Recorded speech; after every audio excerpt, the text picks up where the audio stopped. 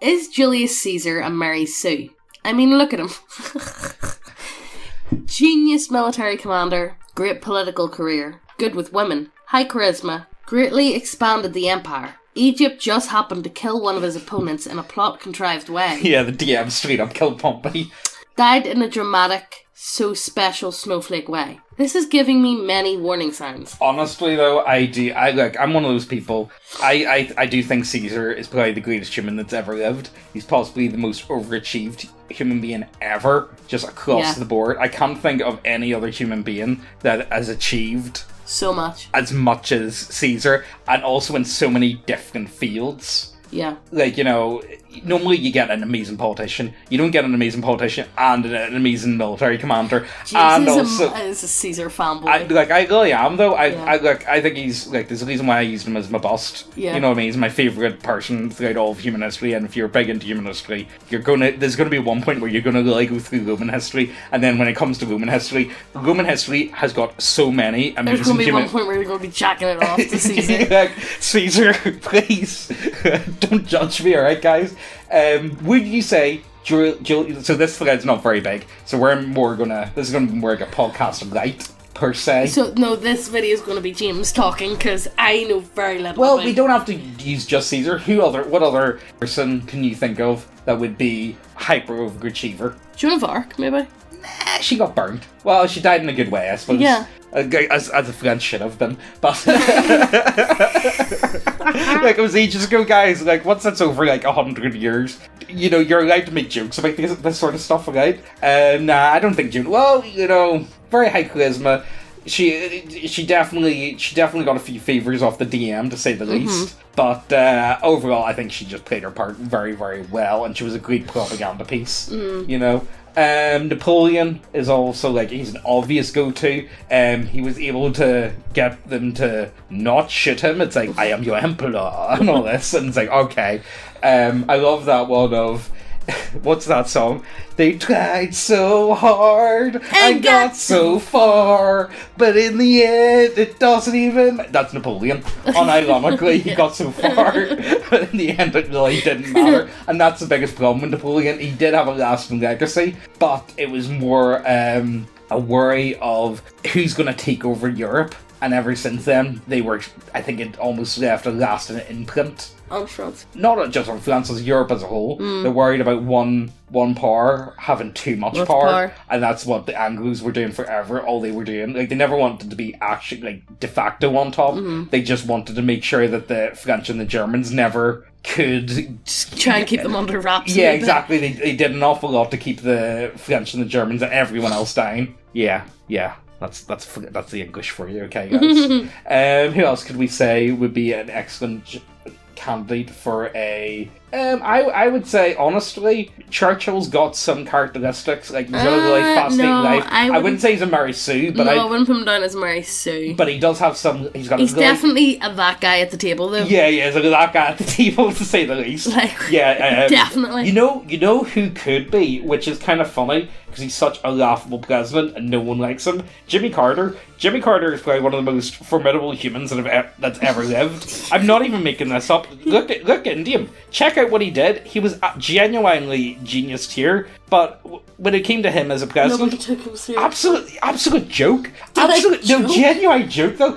I can't remember when it was, but he would turn around to people and be like, he would ask, like, really embarrassing questions. It's like, do you think I did a good job? You know, it would be like stuff like that he would do. It's like, Jimmy, man, sort yourself out, okay? And I really do feel for him, because I do think he had a lot of potential. Yeah. But he kind of like... You know, kind of like Ford. No one likes Ford. Who's another that guy at the table? Who? George Bush. George had a lot of... look, someone had WMDs, and we're going to have to sort that out, okay? Look, I'm not saying that our little friend over there has done anything, but, you know, look, I'm saying it. You know what, this is one of the other things. I suppose this is going to, like, we probably shouldn't be talking about this sort of stuff, but see, when I came to, like, the end of Afghanistan, and it all kind of fell apart, and then with the whole thing happening in Eastern Ukraine, or what's happening in Eastern Europe at the minute, were the neocons right all along? And this is kind of what freaks me out. Was America getting involved and all them plots and all those coups in like South America, was it all actually justified in the end? Was it actually, did it have to be done? Maybe do we not have the stomach for this sort of stuff anymore? This dirty business? Because it is dirty business. It is dirty business, yeah. And we've all been like, no, we really shouldn't be getting involved with this sort of stuff. We kind of want to just be left alone. We don't want to do it. Were they right in doing so? Especially with what's going on now? It's a weird one to think about. I want to hear your guys' thoughts. So, I'm going to say Julius Caesar. Yes, he's Mary Sue. Yeah. As much as I hate it, he is a Mary Sue. He's the hyper overachiever. There's nothing that I can think of. Margaret Thatcher. Would you say Thatcher was a Mary Sue? Yeah. No, she was she was heated off a lot. Yeah, exactly. But she also did like she's Leia from Star Wars. She also does really stupid stuff. I would put Margaret Thatcher down as a Mary Sue. Yeah, I could see her being a Mary Sue. I can already hear Tommy the Commie in the comments laying. But so when it comes to me with Margaret Thatcher, she had a great point. It wasn't making money. The mines had to be shut down. But you can't just put millions of people. She had great ideas, but absolutely the worst person at implementing them ideas ever. You can't just put millions of people out of work and call it a day. Especially whenever Britain in general really... Well, it was pulling itself back. It was still ruling after World War II. Yeah. It still was. That's when they really, like... It needed more time. They needed the mines because it was the only form of... You can't put that many people... You can't just got an upper working class. Yeah. It was an upper working class, I would call them. Yeah. You know, they weren't quite middle class, but they were definitely... And they weren't lower class, but they were just there. That in between that middle class... But just so many friggin' people just out of work. Families to feed. And, you can't do that. With the economy still crapping itself from World War II, it's like, what are you doing? Yeah, I'm gonna say she was... You know what it was? Okay, she was the first attempt at a life from Star Wars. They were like, oh yeah, let's put her out. Oh yeah, this is going to be so great. And then it's performed absolutely terrible. But again, I would say Margaret Thatcher, again, she has some Mary Sue-esque traits, but she's not, she wasn't able to fall through with them. Although the Falklands was absolutely aesthetic, and I will not have, it's the most aesthetic war ever, and I will have no more said about it. Oh, excellent one, Theodore Roosevelt. He's an excellent example of Mary Sue. Everyone goes through the phase of Roosevelt. It's hard not to like the guy. But that's the thing as well. Me and Mary Sue, they're not always liked. Well, I've never met anybody who doesn't say, "Oh, Teddy Roosevelt." Beast. Yeah, he covers every single corner of the political sphere, and he's done something really light. And I can't help but think of him as Robin Williams. Okay, yeah. Well, you know the thing is, he kind of does look like Robin. They do look alike. So whenever he played him, I was like, oh, is that Teddy? They do look similar. Hey guys, do you like models in your tabletop role-playing games? 'Cause we do too. Do you like having big bitty waifus on your table? 'Cause we do too. We got human biddies, we got lizard biddies, we got orc biddies, oni biddies, cat bussies. We've got everything you want at neckbeardia.co.uk. Check the links down below, it helps us out a lot. Sorry for interrupting the video, let's get on with the story. Every week we're going to be doing a giveaway of the new pin-up model of the month, or if models isn't your thing, all of our homebrew content. If you want to be in with a chance to win the giveaway, all you need to do is subscribe. That's it. Hit the subscribe button. That's it. Do it now. But last week's winner was this guy. Well done! Yay! Round of applause. Everybody stands up and claps. But enough of that. Let's get back to the video. Oh, I got one. Charlemagne. Excellent example. So, for you Americans that don't know much about Charlemagne. So, he's throughout the Dark Ages, he's the first, so there's a few things that really stand out about Charlemagne, and I don't want to, Charlemagne, I'm going to have to gloss over him. There's no other option. We're glossing over everyone here. So one of the key points that I really like about Charlemagne is he's the one that really started the Divine Light of Kings, and it was him with the church with the crown being put on his head. Yeah. So it was and the way it was done, it was kind of sneaky. So it's the church that appointed him almost. It was like, it's the symbolism behind it all. Whenever the Pope put the crown on his head, it was like he was getting ordained by God, and that's why the whole divine right of kings really spread out or became more defined from. The other big thing with Charlemagne, apart from killing a lot of pagans, and I mean a lot of pagans, he killed a lot of pagans, like ungodly amounts. A lot. The other big thing is he understood. Now, the way I heard this explained to me, I thought it was really a good example. So imagine Charlemagne as like an older guy. Imagine him in like his 70s, right? But he's a businessman in like the 80s and 90s. And suddenly these computers start popping up, and he can't work the computers himself. He's got no chance. He's far too old. But he understands that these things are definitely going to be the future. Like, he definitely knows that using these machines will help companies to no end. We have to get on top of that, and you can use this as leading and lighting. Leading and lighting wasn't really as much of a thing. It was only really the priests that would do it at this point. Yeah. He really wanted to hammer in as much education as he possibly can, and it's something that we don't know exactly what Charlemagne had wrong with him, but he was never... He could speak very well, and he could actually speak multiple languages, but he could never put on paper. Yeah, not pen to paper, but you know what I mean. But you know what I mean, never be able to... He could never do it himself. It. And apparently there's records of him, like, he would sheep out letters with his hands. Yeah. And try and, like, sheet them, but it was just something in his head he could not do. Turning. And think of that, think of a hardcore boomer with like a mobile phone or a computer. They just can't do it. The index finger. Yeah, even though you know what it is? It's a telephone with the jumbo letters on them. You guys know it. That's what you're dealing with here. They're like 3 centimeters wide. But so I would say Charlemagne, amazing forward thinker. He really was ahead of his time, to say the least. But he just couldn't master it himself. But again, I would argue Charlemagne would be, you could argue, he's the father to modern Europe. Mm-hmm. I would say so. Again, Mary Sue-esque, but he definitely had his faults. So probably not a Mary Sue, actually, because he did have faults. Yeah. He'd probably be one of the best examples, I think, of someone who definitely did have faults. Caesar didn't have any faults. Yeah. Caesar's just a genuine god-tier human being. Yeah. Charlemagne's a bit different, hyper-overachiever, but he did still have his problems. He wasn't a master of all. Yeah. And that's the problem Mary sees, isn't it? Okay, I got one. Very controversial. Well, not really controversial. Henry Kissinger. He's a Mary about Henry Kissinger. Henry Kissinger is... He gives me the heebie-jeebies, and I don't know how much... I know bits. He's got so... Like, the problem is with Henry, you don't know how much... He's ultimate puppet master, and you don't know, we honestly have no idea. It's going to be another 100, 200, 300 years before we actually know all the ins and outs of what was actually going on. I want to know exactly. I think he has a lot to do with pretty much all public anything. I think he's got his fingers in a lot of pies type of guy, and I would imagine him as like one of the ultimate puppet masters of American diplomacy, to say the least. Is he not dead? He might be dead now, but last time I checked he was still alive. Somehow. I've no idea. Like all I'm going to say, man's a vampire. I'll leave it at that. Man's got teeth. Yeah. So, any, successful American gangster? Well, American Italian? The most successful... Well, Lucky Luciano. What do you call him? The guy... Yeah, Lucky Luciano. Or, he would be a good example. But again, he did get exiled in the end. But he did set up...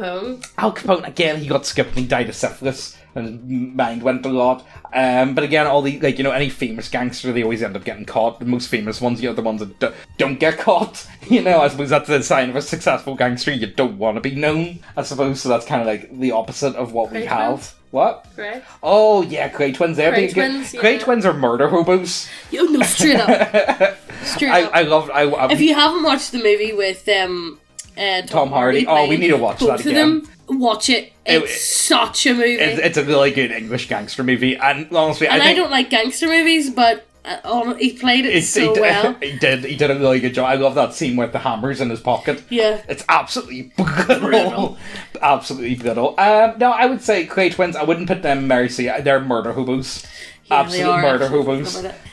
Same with most gangsters. They tend to either be very chaotic players. What is the definition of a Mary Sue? I would argue someone who has no faults, it's forced. It's look at them, they're so amazing. Why do you not like them? They're main characters that have nothing. Oh, I know. Who? Can I say this? Go for it. Obama. I don't know. The way people hold him up on a pedestal. Yeah, I suppose. But again... But he'd done nothing bar Osama bin Laden. Yeah, that was probably the only thing. That's it. What did he do? Yeah, I suppose that's true. That's it, but he's held up on, this massive pedestal. Yeah, he is. I think... You know what I think it is? I think a lot of people just want to go back. It's because he's... Yeah, pretty much. I think a lot of people just want to go back to the time before people went insane and they didn't have to think about politics every day. Yeah. Summer of 69. Summer of 2016. 2016. I suppose the most obvious one would be that we haven't brought up Genghis Khan. Yeah. You know, again, hyper overachiever. Yeah. But again, he did die in the end, and his backup characters couldn't hold it all together. They all got kind of greedy. But again, that's the same way. I was talking to one of my friends about this, and he was trying to say how great Alexander is in comparison to Genghis Khan, but they both had the exact same issues. You know what I mean? They both had all their... all their descendants, all their generals, Alex it's his generals, and with Genghis Khan it's his children and cousins and whatever else, and I suppose one or two generals, but they can't hold it together. They divide up their lands, once they're... You need that hyper charismatic leader that can unify all these people together, and you need their power of will alone, and it is their power of personality that can hold these empires together. Cult of personality, my guys. It is the cult of personality. But that's what you need, honestly. Can we start a cult of personality? You know what I'm going to start selling, right? We're going to sell as a poster, right? All you guys, you have to put it up in your room, and we're going to make a pledge of neckbeardness, right? Oh god. Yeah, I know it's going to be gay cringe, but you guys are just going to... Do Americans still do the Pledge of Allegiance? I don't know, I haven't heard about that. Because tell me that's not culty as sin. The first time I ever saw that, I was like, what? It's culty as sin. It's really... For a Europer looking in, it was really bizarre the first time I... And Americans are like, no, it's completely normal doing it. But then again... Yeah, that's fine. But imagine Germany doing it. Yeah, that's fine. But imagine... Yeah, okay. We'll just end it there, I think. But again, we had to do prayers in assembly. Yeah, but we sung. Yeah, as well, so I suppose... He got the whole world in his hands. That's it. Yeah. We didn't, pledge allegiance. No, well, Imagine every morning going in and singing God Save the Queen. That'd be pretty beast, not gonna lie. I would want I know. Oh, Britannia! Britannia rolls the waves. Do. You guys get it. I think that's where we're gonna wrap up. Give me your thoughts on who is a Mary Sue or not. I will say, as much as I love Caesar, I think there was literally nothing that he was bad at. And guys, before any of you guys said, and I know you as well, it's actually he was killed by the Senate, and it's yeah, exactly, because he was that much of an absolute bulgar. Honestly, this is one, I think this is where we're going to end it, and this is one I find really interesting. The Romans believed in luck, and they believed certain human beings were just lucky, they were blessed by gods. Yeah. And I definitely think, I don't know if I've came across many lucky people, but I've came across a lot of unlucky people. I've come across both. Have you? I would say I've definitely come across a couple of unlucky people, for terminally unlucky. But the people who are lucky just have maxed out charisma. Yeah, they just seem to be able to pull stuff. Just to pull through life with just charisma. Charisma. It's really bizarre. Bizarre. No wisdom. No. Just pure charisma. Yeah, that's all. That's honestly all you need. See if you've got high charisma, you can pretty much get away with almost anything. Look at Ted Bundy, for God's sake, and that's all I'm going to say about that. But yeah, no, I do believe, I believe certain people are just lucky. I buy into that. Yeah. I definitely, maybe not blessed by gods, but I do think there's certain human beings just seem to have a wee bit of luck about them. Yeah. And I think Caesar definitely am not one of them. I don't know, I think I get lucky sometimes. I think I'm more lucky than I'm unlucky. I think you are. I think I do seem to put myself in situations that benefit me awfully well. I'm not. I always seem to be unlucky. Yeah. Always seem to be unlucky. Yeah. So, Let us know your thoughts. Let us know your thoughts. Who do you think, is there anyone you could point out to in history that's like... Or explain to us why we're horribly wrong. Oh yeah, tell us, that's more than likely going to be the case. Why are we absolute brainlets and don't know what we're talking about? Yeah, exactly. Let us know down below, and while you're down there, check out the links to the website, to the models, the subclasses, all that good shit, and hit subscribe and hit the notification bell so you get notified every time we post a video, and we'll see you in the next one. Bye!